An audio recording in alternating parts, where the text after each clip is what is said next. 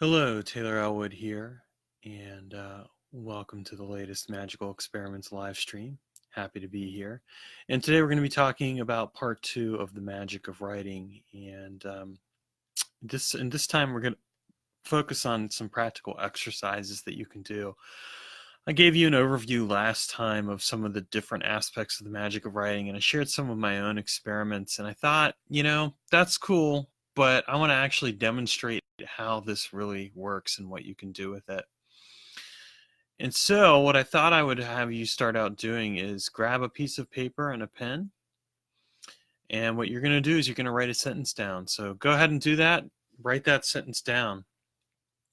And once you've written, and feel free to pause the video here for those of you not watching this live. If you're watching it live, which, you are, hey, great, but you can't do it. So just keep writing while I'm talking. Anyway, once you've written that sentence down, I want you to take a moment and read the sentence. When you're reading the sentence, I want you to focus first on just the words. What are the words that are in the sentence? So just do that and pause the video.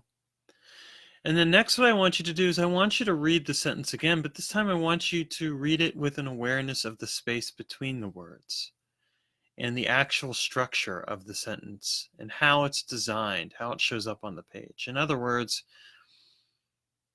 don't just read the words, but really read the overall design of the writing. Now, why am I having you do that? Because it's something that we take for granted. When you look at the words, you don't necessarily pay attention to the space between the words, the emptiness that's there. You don't pay attention to the act of meaning that's occurring, that you're making as you read those words, because those words come alive because of your ability to not just read them, but actually string them together into something that has cohesive meaning and enables you to experience the reality of those words. I want you to pause this and meditate for a few moments on this concept and then look at your sentence again. Okay, so now you've had this experience where you've really taken the time to look at this writing and these words and this space and how it all comes together. And perhaps this begins to teach you something fundamental about writing, that writing is in and of itself a magical act where you're taking something and transforming it into a reality by virtue of the way that you're putting of the fact that you're putting these words together and you're creating meaning out of something that would otherwise be meaningless. You are the manifestation of those words. You are manifesting those words. You are making them into a reality in your mind and possibly into the world around you, but most certainly into who you are and what you do. And that's kind of that's one of the beauties of writing, and it's something we take for granted because we do it and we don't really think about it that much. It's just something that we do automatically without really considering what it is that we're doing and how it works. That's one of the reasons why I wanted to draw your attention to it. The other thing, though, is that we're going to do another little exercise here. And this time what I want you to do is I want you to take your writing and I want you to insert just some random stuff into that writing. Go ahead and write another sentence or a couple of sentences and put them together and then take them and reassemble them. And I want you to read the original sentences you created and then read the sentences that you reassembled. Go ahead and pause the video at this point. Now it's live here, but pause the video at this point and meditate upon that. What you're going to do is you're going to look at how the original meaning, and then you're going to look at the meaning that was created when you jumbled all the words together and reassembled them at random. What changed?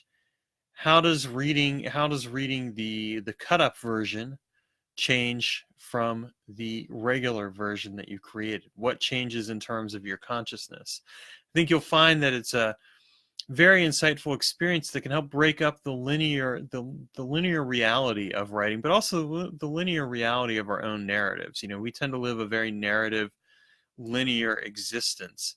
And so what this does when we experiment with writing is it allows us to break that up and transform it into something that is transformative for us. All right, so that's exercise number 2. So let's move on to exercise 3. And keep in mind that yes, if you're watching this live, you can't pause the video right now, but you can always rewatch it again. But the focus of this really is on the idea that you can pause these videos and try these exercises that I'm sharing with you. So our third exercise here to kind of demonstrate the practical aspects of writing magic is that I want you to pick a theme. This is going to be a longer working in one sense, because you're going to pick a theme that you're going to use for the next week. We'll say we'll make this easy on you as opposed to say a month.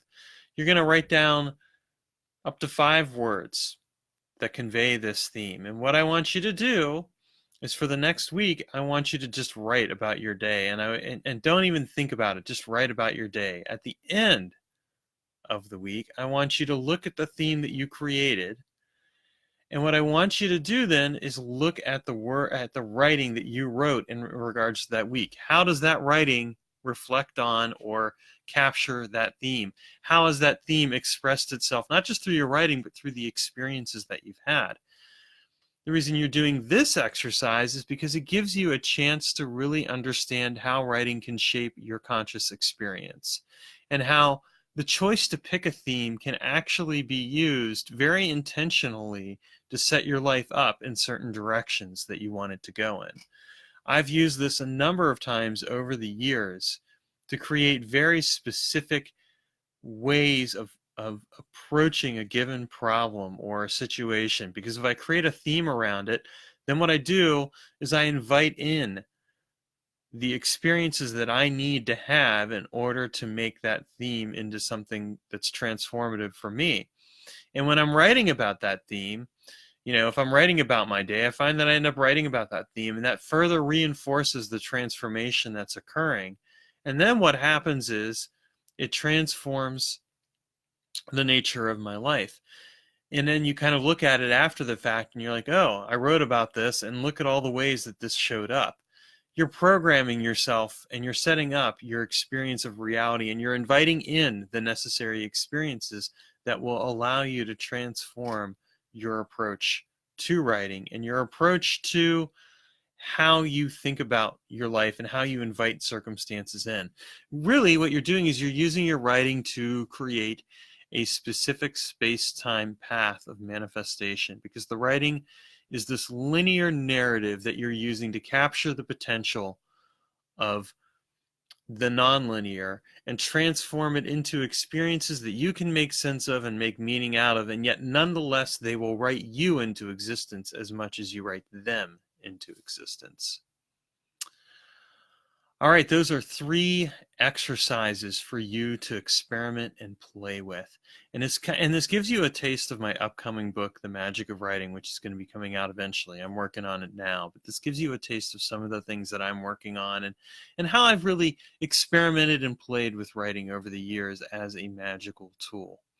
There's a lot more to work with, of course, but I wanted you to just take a chance with these particular exercises. Play with them, experiment with them, see how they shape your understanding. And of course, if you have any questions, feel free to leave a comment below and I will answer them. And otherwise, I thank you, and I'll see you next week for the next video. Take care.